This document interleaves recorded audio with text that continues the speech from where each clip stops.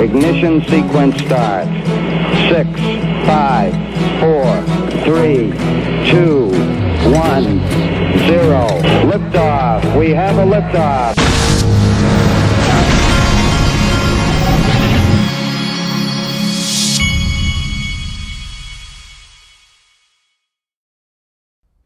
Hey everybody, this is the Digital Asset Investor, and it looks like Snoop Dogg, who is one of my favorites, was on WrestleMania, and people were saying he's got a golden ledger, as in like a Ledger Nano S around his neck, and he's got it, they showed it in 2 pictures. I'm assuming that's what that is. Now, ironically, if you go to Ledger's website, they're actually selling, I didn't even know this until I went and checked today, they're actually selling.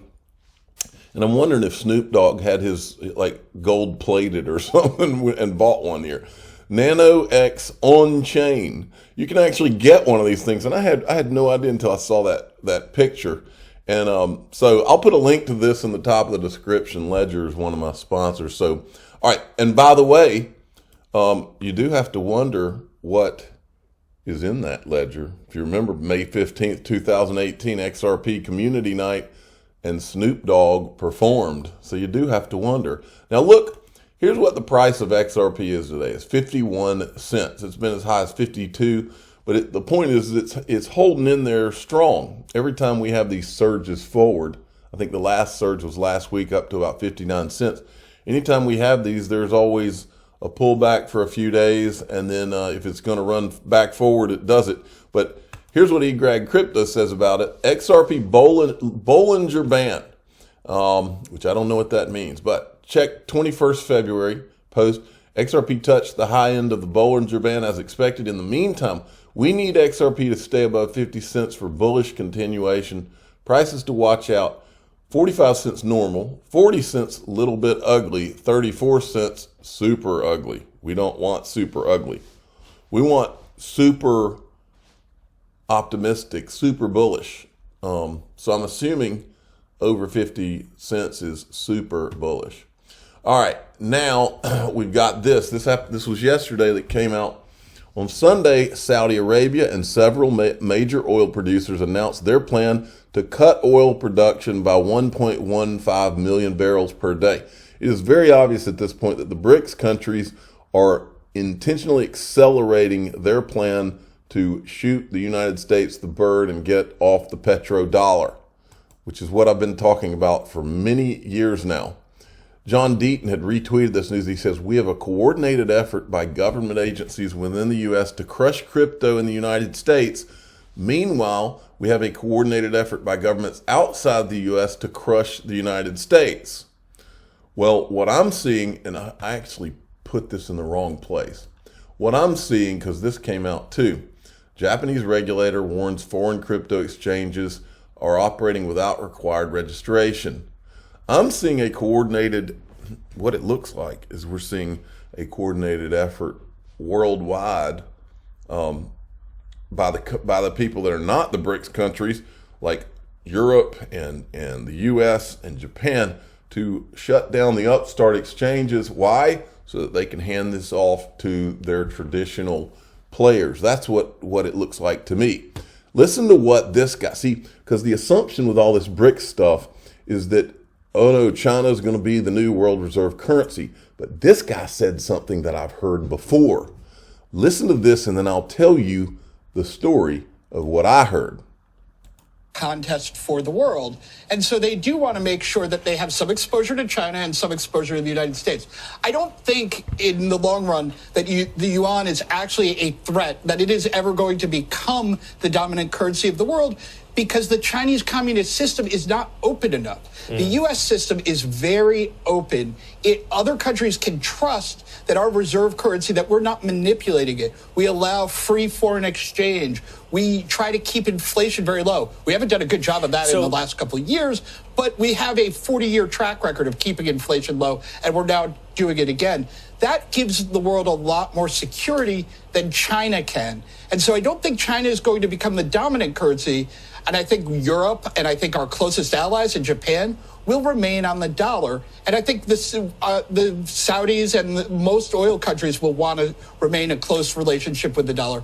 However, I do think we're going to have alternate blocks that we haven't had for a long time. So really quickly, John, I have to follow up then. You don't think the Chinese yuan will become the world's dominant currency or replace the U.S. dollar, but at the beginning of our conversation, you did say you think it's inevitable that we will continue to lose market share as the world's reserve currency. So what do you see? A fractured... You have to wonder if the United States had a plan. Now listen to this. This is what this reminded me of. When I was at Swell in Singapore in 2019, Brad Combs stood up and asked this question right here to Raghuram Rashan, who used to be the central bank head of India. I wanted to ask a question about globalization. If you could talk about the idea of the old concept of the bank or coin and a neutral asset being in place of a global reserve status of the dollar and possibly that being XRP. You know, what you're asking for is whether there's a possibility of a global currency, and to some extent that's what Libra was trying to do. And as I understand it, that's different from what XRP is trying to do. And the reason is as follows. As soon as you go to maintaining the value, right, some kind of stable coin, a whole set of regulatory concerns get triggered. Regulations, but when he asked that question, what you can't see there, but I was sitting in the room, there was literally, when he asked that question, it was kind of like there was a low applause, and because everybody in that room wanted to know the answer to that, and the fact that he wasn't laughed out of the room. But let me tell you what did happen.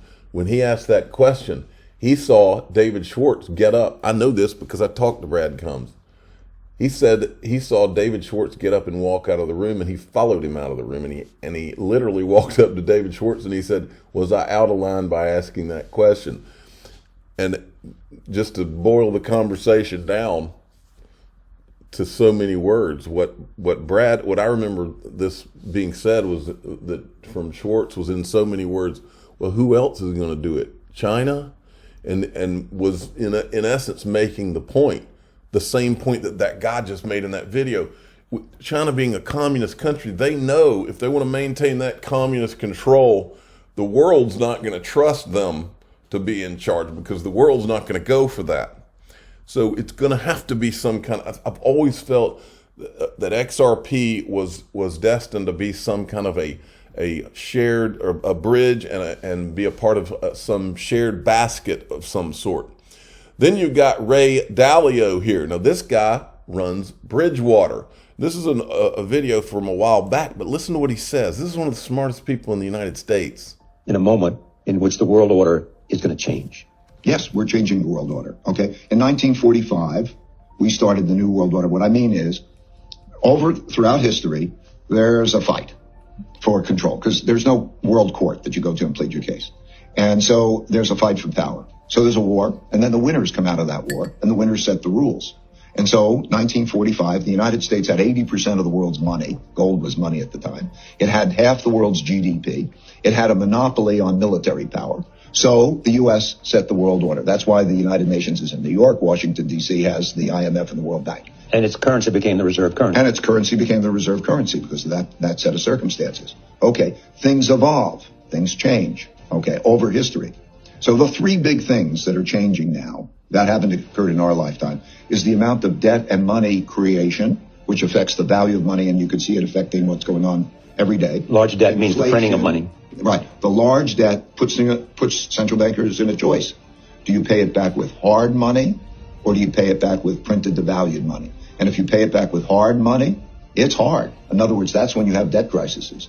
So in all cases, they eventually print money, and that produces inflation, right? So that dynamic's the first. And that's the place we are at this moment. That's the place we are at this moment. Okay. And we'll talk about that. We'll drill down. All right, I won't play any more of that, but this right here, I agree with. This was planned. Now, Elizabeth Warren, you've got to remember, folks, this Bitcoin thing, there are too many uncertainties with Bitcoin. It was never Bitcoin. I've said it 1,000 times on this channel. And Bitcoin is a really scary thing to me because I'm I'm concerned that they use Bitcoin as the kill shot for crypto.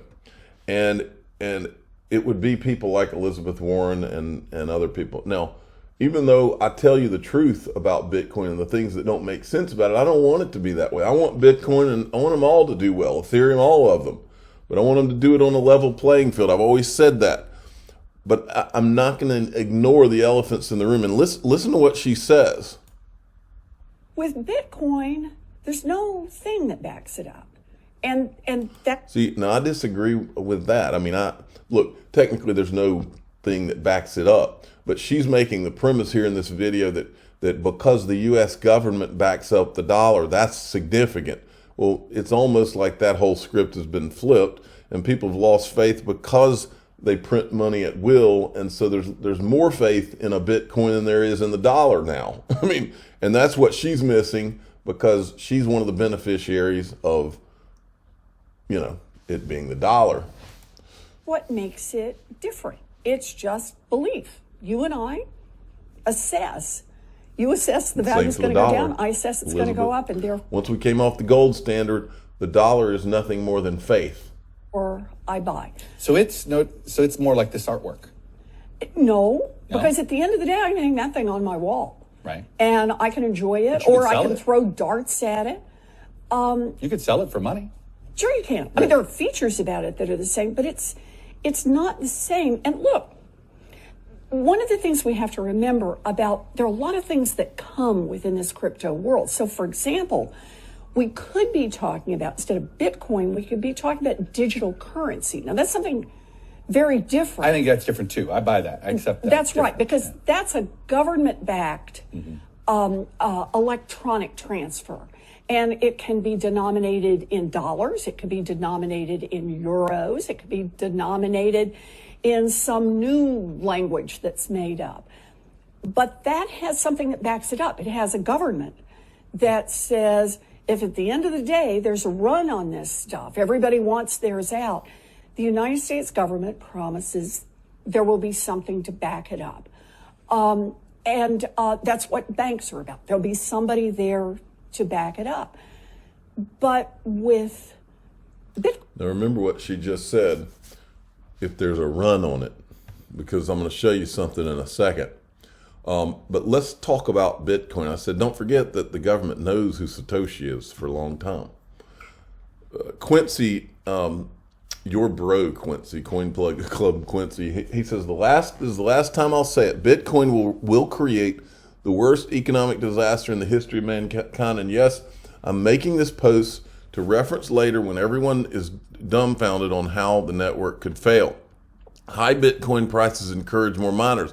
High hash rate, stress on the energy grid, high energy spikes, loss of miner profitability, many top miners leaving at the same time, drop in hash rate, slower block times until 2016 blocks pass to adjusted difficulty at least 2 weeks. Miner profitability takes another hit. Slow block times mean longer to mine Bitcoin, which means less profit over time. More miners leave. In that time, the network will be increasingly vulnerable, presuming any top miners are willing to take a loss, attack the network. At this point, watch out for massive shorts to be taken out on Bitcoin. Massive shorts like Big Short on steroids, with block times taking longer. In other words, he lays all of this out. And then he lays out what he thinks a 51% attack and all the other stuff. There's so much about it that have never made sense to me. But my number one thing, here's the other thing. I've played you video in the past where Christine Lagarde has said it's not Bitcoin. She's been very clear about it. And what, like Brad Garlinghouse had said all along, they'll bring out the tanks and the guns. They're not going to they may let this thing live. But if they do let it live, it's going to be contained while they let it live. Now, if you watch her body language in this, at one point, the guy tells her that he owns Bitcoin, and you can look at her face and the body language. It's not Bitcoin, folks. Well, two things. Number one, it will be decided in October. So we are preparing the ground. We want to be ready. We want to be trained, but it will not be decided until October 23. The reason I'm personally convinced that we have to move ahead is a situation like the one we are in now. We are dependent on the supply of gas by a very unfriendly country. I don't want Europe to be dependent on an unfriendly country's currency. For instance, I don't know, the Chinese currency, the Russian currency, the whatever. Or dependent on a friendly currency, but which is activated by a private corporate entity like, Facebook or like Google or anybody like that. I'm a user of Bitcoin too. So watch her face. I had bought it when it started, and I hope that it also will work. She just did an eye roll. Through the special system. And I know there are many protests in Europe against the electronic euro. What is the reason? It's the beauty of Europe. It has different... All right, that's enough of that. Remember this. This is when Brad Garlinghouse was in Switzerland and she was sitting right there. This guy right here, his name's Barry Eichengreen. He's a professor. I think it's at Berkeley. But he asked Brad Garlinghouse in this exchange, and there is video of it, what would happen if there was a run on XRP. I remember it was an interesting question. But now that we're sitting here and we're watching bank runs and all these things, and they're mentioning these things as part of this whole conversation, I think it's interesting to reflect that Brad Garlinghouse was asked that exact question while he's in the room. No, look, Russian central banker. Up here, you got the Hong Kong Monetary Authority. All these people are from central banks pretty much. Russian central bank. Here you've got the guy that heads the BIS. I mean, this picture has always stuck in my mind. Now, let's finish with this. This is apparently the Maine legislator. They are going to present this bill they're doing. Maine Financial Services Committee, open to the public. This will be the first ever public hearing on cryptocurrency in Maine. Legislator, bills modeled after the law in Wyoming, advancing digital pioneers, would authorize private financial institutions in Maine to accept deposits of cryptocurrencies like Bitcoin with 100% reserve requirements. And he's still working with experts and asked for ideas on who could come. And somebody suggested John Deaton. He said, thank you for recommendation. John, would you be able to testify this Tuesday morning to the first proposed cryptocurrency policy for Maine? I'm glad to see this. John said, I'll DM you to discuss. So good for John. John is becoming a major leader in cryptocurrency.